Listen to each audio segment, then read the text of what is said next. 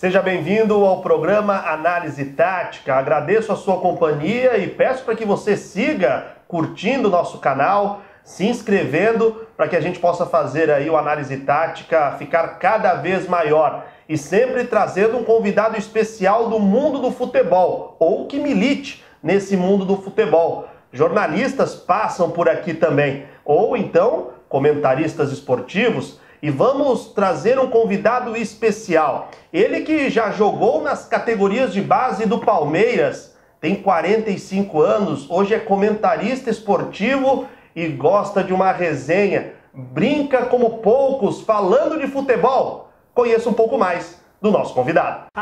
Nessa sexta me chama de concreto e me deixa encher o seu buraco. Porque eu não sou crise de asma, mas hoje eu vou fazer você perder o ar. Então pode me chamar de telescópio, porque hoje eu vou fazer você ver estrela. Porque sexo pra mim é igual a geladeira. Eu ponho a carne dentro e deixo os ovinhos na porta. Então vem com o bonde da família Trapo. Com a irmã do Jailson, a mãe do Júnior Tavares, o pai do Marcelo Moreno e a esposa do goleiro Denis. Eu e ele, a Zaia. Ale Oliveira. Ô, Fê. Obrigado, viu, Ale? Pô, eu que agradeço o convite. Você falou que tem um montão de convidado especial. Só hoje, então, que não deu pra arrumar ninguém. Claro, então vou já amizade, vou levar ele em consideração. Imagina, você é parceiro demais e abrilhanta o nosso canal bastante aí, pra gente poder falar. Continua com as suas célebres frases, piadinhas, sempre muito bem colocadas. Eu tô muito feliz de participar do Análise Tática. Você, o Caio, fazendo um grande trabalho. Convidar todo mundo para seguir, compartilhar, para divulgar, porque vale a pena. A gente está carente desse tipo de material na internet, no jornalismo, e eu fico muito feliz de participar com vocês aqui. Bom, você começou sua carreira falando em futebol como jogador. Você foi jogador nas categorias de base do Palmeiras. Pasmem, Ale Oliveira jogou nas categorias de base do Palmeiras. Por que não vingou ou vingou e você desistiu? No futebol eu fui até um pouquinho antes da minha primeira Copa São Paulo, né? Eu passei por alguns clubes, passei pela Portuguesa também, mas onde eu tive mais oportunidade foi no Palmeiras. E eu parei de jogar futebol nessa fase aí por causa do futsal. Por vários motivos.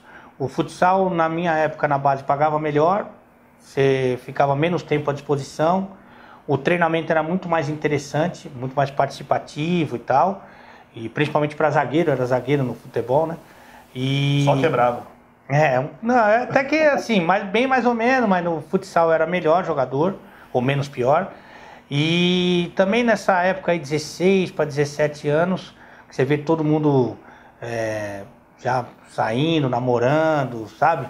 E você tá numa fase que você quer um pouquinho mais da vida. E a minha vida era da escola pro futebol, do futebol pro futsal, fim de semana jogo da escola, do campo e do salão. Então não tinha tempo para nada. E eu tava no Palmeiras futebol e futsal. E recebi uma proposta para jogar num time importante da época que acabou, já encerrou as suas atividades faz tempo, que era o Moinho Água Branca, para ganhar muito mais, para treinar só 3 períodos na semana. E aí juntou tudo e eu acabei indo pro futsal. E aí fui atleta profissional de futsal até os 26 anos. Então minha carreira como atleta profissional só foi no futsal. Você fez um caminho inverso, né? Porque muita gente começa no futsal, depois vai pro campo e é onde as coisas começam a acontecer. Como é que veio a televisão na tua vida, Ale? Aí o que acontece? Eu entrei na faculdade de Educação Física com 18 anos e no que eu entrei na faculdade, até pela minha experiência prática ali de futsal, o meu primo, o Marcos, ele estudava Direito no Largo São Francisco, Direito da USP, e com 18 anos que eu tinha na época, ele me convidou para ser o treinador de futsal do Largo São Francisco. Eu comecei ali a minha carreira como treinador. Aí, no ano seguinte, já fui para a GV, para a Fundação Getúlio Vargas como técnico, depois para a Medicina Santo Amaro e assim por diante. E ali, no Direito da USP, eu conheci um cara, o Páscoa, que além de treinar o basquete do Largo São Francisco, ele tinha uma produtora e conhecia um diretor da ESPN. E numa conversa de bar entre esse diretor e o meu amigo, o cara falou que ia começar a passar o futsal no canal, se ele conhecia alguém para fazer um teste lá, para ser comentarista. Foi no ano que eu tinha parado de jogar, em virtude das minhas obrigações como treinador universitário, eu não conseguia mais conciliar. Eu fui lá fazer o teste e aí comecei a comentar futsal em 2000. E ali que foi o pontapé inicial.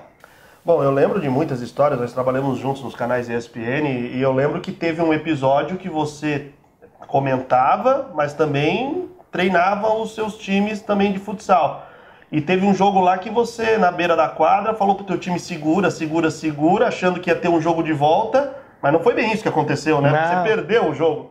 Na verdade foi na Hebraica, né, cara? E aí eu já estava muito envolvido com os trabalhos como comentarista, né? E estava com pouco tempo para me dedicar como deveria, né? Para o trabalho de treinador. Então eu não conseguia ir nas reuniões e tal, não sei o quê. E aí eu preparei o meu time para jogar contra o meu time Hebraica, contra o Juventus, para o mata-mata. Como o Juventus foi muito melhor, era o melhor time, até classificou em segundo, nós em sétimo lugar. Aí eu falei, bom, como tem diferença de saldo de gol, o importante é chegar vivo nos 5 minutos finais do segundo jogo. Porque minha preocupação era... o jogo da volta. Porque você toma um gol, aí você muda a tua estratégia, vai para cima contra o time mais forte, toma 2, 3, vai pro segundo jogo só para tirar foto. E foi isso que eu consegui passar para os jogadores no treino, na preleção, até durante o jogo, porque o placar próximo, mesmo que negativo, interessava pra gente. Então você chega nos 5 minutos finais do segundo jogo, aí você adota uma outra estratégia, mais ousada e tal.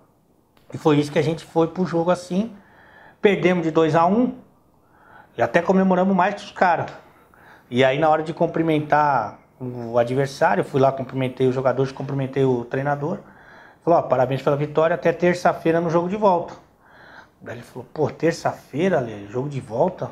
Você não foi na última reunião da federação? Eu falei, puta, não fui, velho. Ele falou, não, só tem jogo de volta se o time com a pior campanha, no caso teu, a Hebraica, vencer o primeiro jogo. Se perder, não tem jogo de volta. Eu falei, pô, não, nem brinca. E o vestiário, o clima? Pô, os caras estavam comemorando a derrota. Aí eu entrei lá pra dar a notícia e falei, ó, pessoal, tem uma notícia boa e outra ruim. Os caras boa, né? Os caras empolgados pra caramba. Falei, boa que foi o melhor jogo da Hebraica no ano. Os caras, e a ruim, professor? A ruim que foi o último. E aí foi o último meu também como treinador, porque aí os caras perceberam que não tá dando pra conciliar, não conseguia mais, às vezes ir nos treinos, mas principalmente nas reuniões, né? Que eram fora do horário do meu expediente. E aí eu acabei seguindo a carreira só de comentarista. Olha, como é que surgiu esse jeito irreverente de analisar futebol? Que os canais ESPN, ele era conhecido pelos seus comentaristas que sabiam fazer análises táticas, histórias profundas do futebol e blá blá blá blá blá blá. Daqui a pouco aparece um cara lá que ele começa a montar o time dele de um jeito, aí tem o placar moleque. Da onde veio isso e quando é que você percebeu assim, isso deu certo? Na verdade foi desistindo da carreira de comentarista. Quando eu resolvi desistir da carreira que essa chance apareceu. Porque você me conhece já muito bem, de muito tempo. Esse é o meu jeito de ser no meu dia a dia. Fora das câmeras. Normalmente. Então não é que eu passei a ser assim na televisão, no rádio ou no YouTube. Esse é o meu jeito de ser. Só que quando eu estava comentando os jogos lá, comecei a ter oportunidade de ir comentar o futebol, além do futsal, eu seguia o padrão do canal. Então eu via lá quem eram os principais comentaristas do canal, falei, bom, para chegar nesse posto eu tenho que fazer que nem os caras. E aí assistindo um VT de um jogo que eu estava fazendo, falei, putz, isso é muito chato, porque eu não sei, não tenho essa competência dos caras para fazer desse jeito e também não sou eu, a minha forma natural de ser. Daí eu comentei com a minha esposa que eu ia parar de fazer aquilo, eu ia fazer do meu jeito, evidentemente os caras iam me mandar embora, e aí eu ia voltar a ser treinador. Voltar não, que eu nunca abandonei, mas ia dedicar minha vida para o treinamento ali como técnico, né? E nisso houve uma mudança de comando dentro da emissora, e aí eu fui ganhando cada vez mais espaço, mas a partir daquele momento decidido a ser, como eu sou na minha vida, ser no ar. Isso não ia voltar mais, já estava decidido. E aí, como as coisas começaram a mudar, cada vez mais eu fui sendo o que eu sou na minha vida aí, quando eu estou com o microfone ligado. Esse é o Alexandre Oliveira, ou Ale Oliveira, ou Rei do Decreto, ou Mito barra Monstro. Já voltamos com um pouco mais do Análise Tática.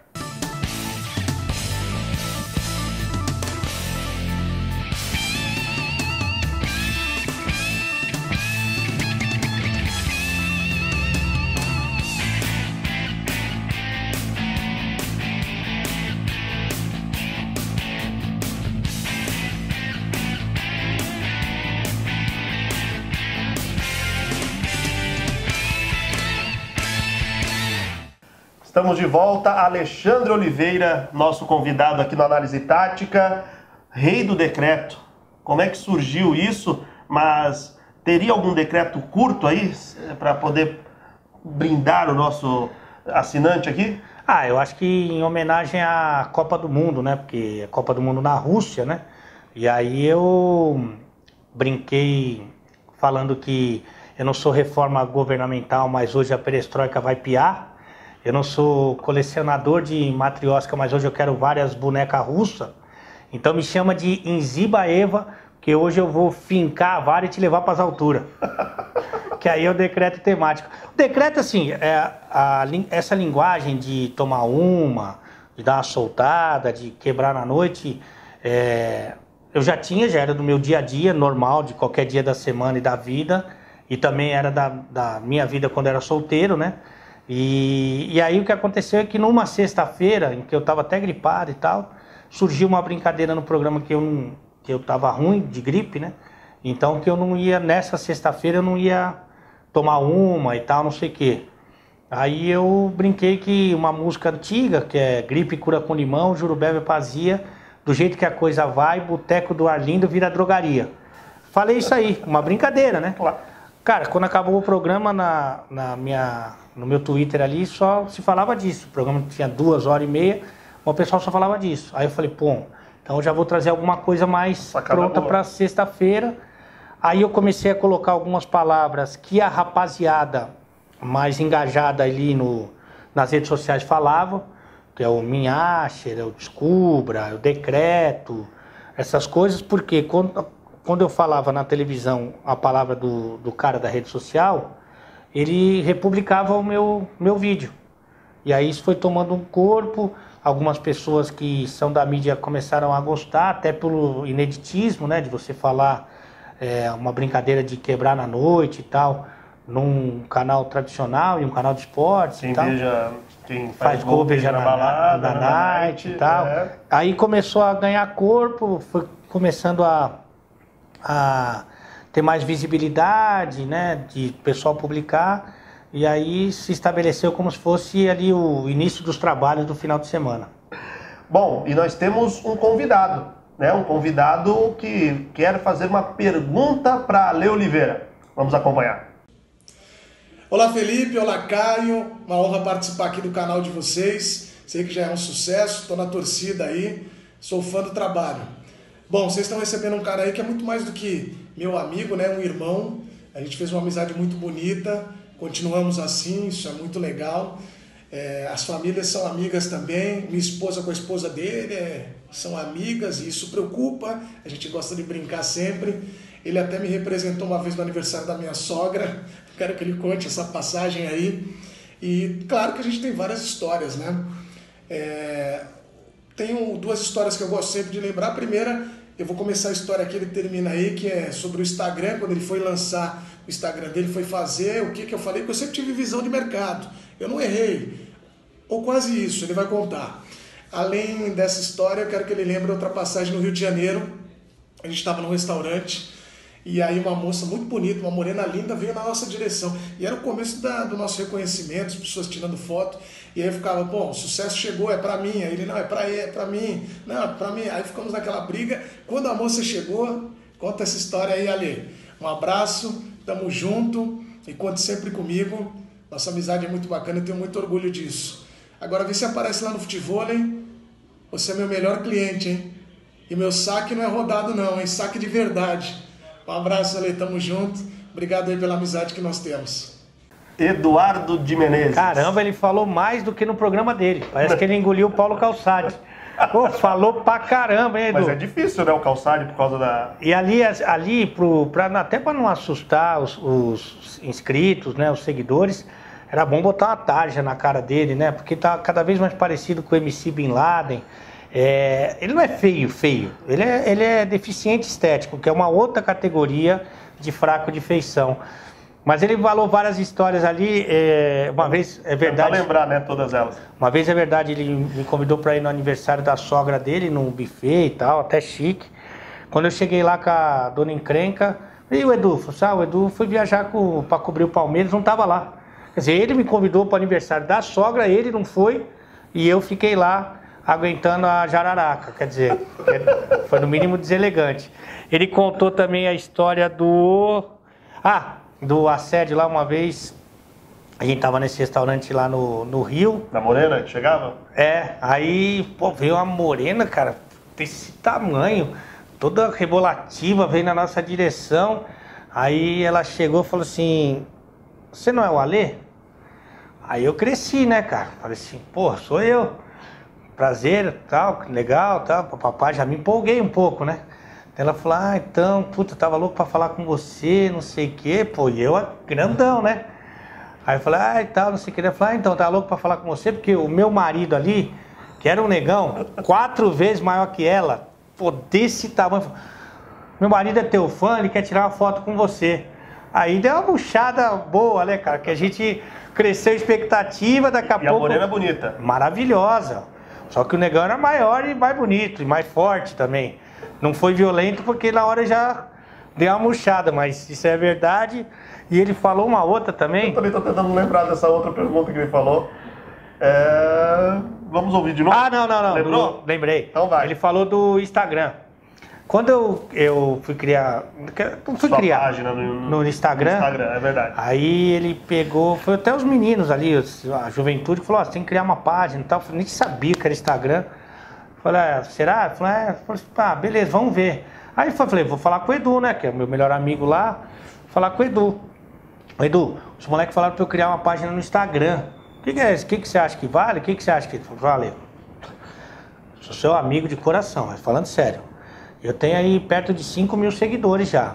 Você vai criar uma página, não vai dar certo. Nunca você vai chegar ao meu número de seguidores. Eu acho que até vai queimar teu filme. Então, conselho de amigo, não vai pro Instagram. E você bateu quanto recentemente aí? 700 mil seguidores. Tava certinho ele, né? É uma ferramenta que eu uso mesmo, que de verdade, a minha fanpage quem administra é a Dona Encrenca, o Twitter eu acho um pouco agressivo e o Instagram é bom porque, além, evidentemente, da publicidade, que gera um número significativo de seguidores, eu consigo mostrar o meu trabalho. Então, posso mostrar trecho do que eu faço na TV, no rádio, no YouTube. Então, para quem não tem oportunidade de acompanhar normalmente, pode acompanhar no celular e tal. E os vídeos normalmente tem um bom número de visualização, um bom engajamento, e é uma ferramenta que eu gosto bastante. E os boleiros cada vez mais próximos de você, né? A gente percebe isso, né? Eu acho que assim, a linguagem que é mais próxima do normal, do povo, nem jornalista eu sou, mas nem tenho a pretensão de ensinar futebol, ensinar jornalismo e tal. E também a irreverência, a gente estava falando no começo da entrevista das brincadeiras e tal, que nem eu brinco com você, porque eu tenho intimidade com você. Eu, graças a Deus, eu tenho intimidade com a bola. A bola foi a minha vida inteira, foi ou jogando bola, ou dando treino, ou no campo, ou no salão, ou na areia. Então a minha vida inteira foi ali, na prática, né? Então eu tenho intimidade com a bola e por isso que eu brinco com ela. E os jogadores, acho que até porque tem muita gente falando de futebol o tempo inteiro, né, cara? São vários canais, vários veículos, várias plataformas. E aí quando vê uma coisa diferente, eu acho que chama a atenção e eu tenho uma relação bem bacana com alguns deles. Pra gente até finalizar esse bloco, você imaginava um dia, por exemplo, ter o Zico como seu amigo? Nossa, isso aí é cara, um presente de Deus. Não especialmente pelo fato dele ser um deus do futebol, um jogador espetacular que foi e tal, e hoje um grande comentarista, tudo. Mas porque ele, sempre que a gente tem a oportunidade de estar junto, ele dá uma lição de humildade, cara, que é um tapa na cara de todo mundo. Porque é o cara mais humilde que eu conheço e é o Zico, né, cara? Então, assim, eu aprendo muito com ele também nesse sentido e é muito bacana, de vez em quando... Pô, tive o prazer e a honra de estar no aniversário dele, cara, na casa dele com a minha esposa. Eu via todo mundo no Instagram postando uma foto com o Zico em homenagem ao Zico em algum momento que teve junto com ele. Eu tava lá no aniversário dele. A minha foi ali da hora. Uma selfie. Então isso é um presente de Deus, cara, e eu tento aproveitar o máximo possível para aprender com o Zicão. Para você ter o seu encontro com o Caio Couto agora e fazer uma análise tática, só para matar a vontade desse pessoal que está te assistindo aqui no Análise Tática, 2 ou 3 placares moleques, quais que você colocaria para encerrar o bloco? É porque o que acontecia é o seguinte, eu estava sempre presente nos piores jogos, né? Então, inclusive jogos internacionais, principalmente. E aí, para me vingar desses jogos, eu comecei a criar, além do time que existia, criar um adversário da minha cabeça para eles. Então, por exemplo, futebol internacional, se fazia muito. Na Holanda, Ajax 2, Pinho-Sol 3,50. Em Portugal, Benfica 2, bem, por favor, vai embora 3. Na Espanha, Raio Valecano 4, Raio Vacas amarelinhas 3,50, pilha palito. E aí, por aí você vai embora, né? Ale Oliveira, pô, muito legal esse bate-papo com ele. Já com Caio Couto no Caio Analisa. E você que nos acompanha no Análise Tática e já conhece esse figuraça aqui, Ale Oliveira, poderá conhecer um pouquinho agora do passado dele. Sai o Ale de frente das câmeras e entra o Ale, treinador de futebol. Ale, meu amigo, o que todos querem saber, você treinando uma equipe, como é a sua equipe ideal? Como ela joga, se ela vai pra cima, se ela espera adversário? Quem é o Ale? Quem foi ou quem é? Porque nunca ninguém deixa de ser técnico.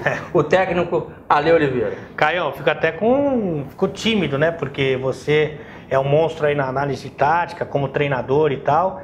Mas eu vou ter que recorrer à minha memória de quando eu era treinador da Unip, que foi o melhor time de futebol que eu dirigi, que é um time muito técnico, né? Na verdade tinha muito material humano para escolher, porque eram todas as unidades, todos os cursos no estado de São Paulo inteiro. Então a gente teve a felicidade de pegar, inclusive, vários jogadores que foram profissional, ou se não, estava parado, mas depois ia voltar. Então era um time que eu tinha, que era muito ofensivo, que propunha o jogo naturalmente, né, pela qualidade, pela força. E aí eu acho que é a tarefa mais difícil para o treinador, porque você contra-atacar é menos difícil do que você atacar, né? Sim. Você marcar é menos difícil do que você propor. Então, isso aí que era o elemento que mais me fascinava. O que acontecia, pode fazer aqui? À vontade. Eu tinha 3 zagueiros, só que com uma diferença. Que meus 3 zagueiros eram praticamente jogadores de meio campo. Porque, como os adversários marcavam muito atrás, quem ficava mais com a bola no meu time eram os 3 zagueiros. E aí eu colocava aqui nessa função jogadores que sabiam passar, que sabiam transpor uma linha, porque muitas vezes eles ficavam mais tempo... Os adversários davam a liberdade para eles terem a posse de bola. Marcavam mais na espera e tal, e davam essa liberdade. Então, começando pela marcação, Caião, o que eu fazia? Os meus 2 atacantes aqui, que eram os 2 mais rápidos, né? Porque eu jogava com 3 atacantes. Depois eu vou explicar aqui. Esse atacante aqui, que era o mais centralizado, ele vinha para compor no meio a partir do tiro de meta do adversário. E aí que eu fazia? Esses 2 que são mais rápidos, eu dava para o meu adversário um falso espaço, como se fosse aqui uma intermediária, para dizer para ele que ele podia sair jogando. Sim. Até porque se ele quebrasse essa bola, o meu time estava praticamente todo compacto aqui, então ia ser difícil. Fatalmente a tua primeira bola e a segunda você já tinha mais jogadores. Então quase que eu obrigava ele a sair jogando. E aí que eu fazia um trabalho de marcação, o cara saiu jogando aqui, dos 2 atacantes que fechavam a saída, ou tentavam fechar, a saída pelos lados do campo. Posso ilustrar um pouquinho melhor aqui? A gente tem uma bolinha aqui embaixo só para Vamos lá. Se essa bola caiu do lado de cá... Caiu do lado de cá, esse cara fecha o espaço da paralela, força esse cara a jogar para o meio. E aí, a ideia é afunilar, de preferência em cima do zagueiro, para que ele saia jogando pelo meio. E aí as minhas linhas começam a subir, né? Porque aquele falso espaço que eu dei, ele acaba a partir do momento que o goleiro dá um tapa de lado. Perfeito. Então eu começo a subir e esse zagueiro, ele tenta duas possibilidades. Ou sai jogando pelo meio, que é tudo que eu quero, ou tenta essa inversão que obrigatoriamente, pela linha de marcação dos meus dois homens, tem que ser pelo alto.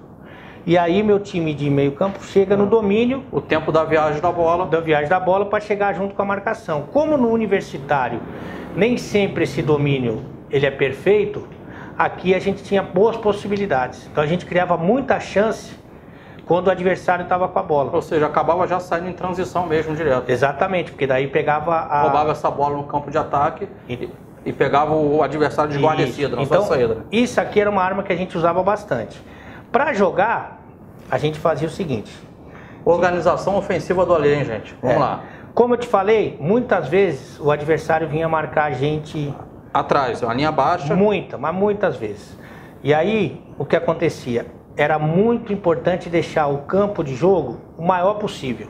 Então a gente tentava pisar na linha mesmo, com os dois que seriam os dois alas, né? Aqui você tem obrigatoriamente bom passe. Curiosamente, no time da Unip, eu tinha até um bom passador no gol, que era um goleiro que era de futsal e de futebol, e o Eric no caso. E aí, se o adversário viesse pressionar, a gente tinha também esse passe de apoio. Mas é muito difícil isso acontecer, então eu projetava os meus 3 zagueiros para abrirem. Como não eram zagueiros, eles tinham muita facilidade, inclusive, de fazer esse tipo de inversão. Então isso acontecia com alguma frequência, né?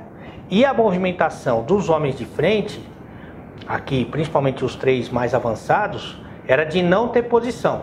Vocês tinham liberdade. Bastante mobilidade. Muita mobilidade, aqui tentando trabalhar entre as linhas, mas principalmente com um bom passe aqui, uma transição frequente aqui, uma movimentação na linha ofensiva, e esses dois aqui, que em tese seriam os meias, embora todo mundo tenha a obrigação de armar nesse time, eles tentavam trabalhar entre as linhas, entre o zagueiro e os volantes do adversário. Bacana, Alê. E para você que está nos assistindo, como o comentarista Alê, já lá no passado, lá no seu time universitário, um cara de certa forma bem atualizado, que a gente pode acompanhar hoje diversas equipes fazendo a sua saída de jogo com uma linha de 3 na frente, um 3-4-3, uma linha de 3, uma outra linha de 4 e 3 jogadores na frente, essas 2 linhas, o pessoal procurando jogar entre linhas. Agora, Alê, para te liberar, para terminar, eu andei sabendo aí que você tem escalado um time ultimamente. Você tem um time aí na ponta da língua, que esse time aí, se fosse para Copa do Mundo, Campeonato Brasileiro, Libertadores, não ia dar para ninguém. Você pode passar aí para nossa galera que nos assiste essa equipe? Se o análise tática não sair do ar, ainda que eu tô feliz. Porque o meu goleiro é o goleiro Rick Martin, aquele que tá sempre levando o peru. Na lateral direita, eu tenho o lateral ex-presidente, aquele que está um pouco preso e dificilmente sai. Aqui, como zagueiro central, nós temos o calça de sertanejo, aquele que sempre divide as bolas. E aqui, como quarto zagueiro, nós temos o WhatsApp. Você vai usando, mas sabe que vai dar merda. Na lateral esquerda nós temos o soldado de guerra, aquele que vai, mas não sabe se volta. Aqui na volância, nós temos o volante Odebrecht, aquele que rouba bem, mas depois entrega. Aqui na meia, nós temos o meia Pablo Vittar, aquele que esconde as bolas. E o outro meia é o meia Tammy Gretchen, aquele que não gosta de treino físico, prefere o rachão. No ataque temos o Marcelo D2, aquele que está sempre buscando uma ponta ou em cima do back. Aqui nós temos o outro atacante, é o acompanhante de luxo, aquele que é muito caro para usar só 90 minutos. E de centroavante, nós temos o centroavante camisinha, aquele que é chato, ninguém gosta, mas tem que colocar. Valeu, meu amigo. ficou melhor o segundo time do que o primeiro que eu fiz, né? Esse time iria bem no campeonato. Bem. Cara, eu e o da Análise Tática agradeço a presença. Que legal. Tá? E eu tenho certeza que todos lá adoraram você aqui conosco. E mais uma vez, gente, não deixe lá de dar um like, de se inscrever no nosso canal, para que a gente possa estar caminhando para sempre dias melhores. Abraço para todos. Abraço, Ale. Valeu, pessoal. Tamo junto.